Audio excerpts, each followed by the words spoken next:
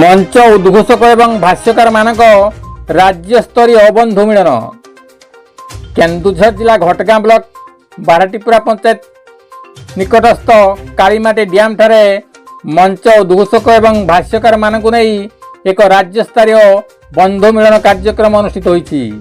कार्यक्रम अतिथि भावे सरपंच गोवर्धन नायक, सोनारीपसी ग्रामर समाजसेवी रवींद्र कुमार पोलई, नुसुरीपसी ग्रामर समाजसेवी प्रशांत कुमार गिरी, पीओ सारंगधर रणा, प्रशांत राउत, वरिष्ठ उद्घोषक प्रदीप कुमार दास मंचासीन होते।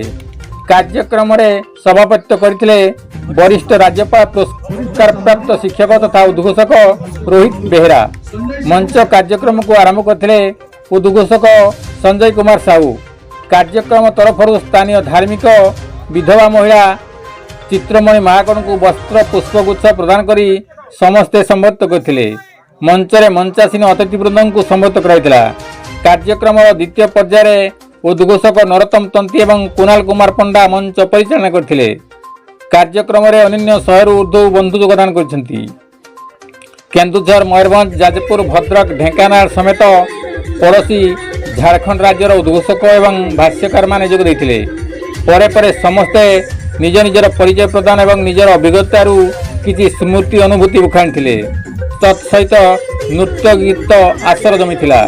कविंद्र राउत का रिपोर्ट, केडी न्यूज ओडिया।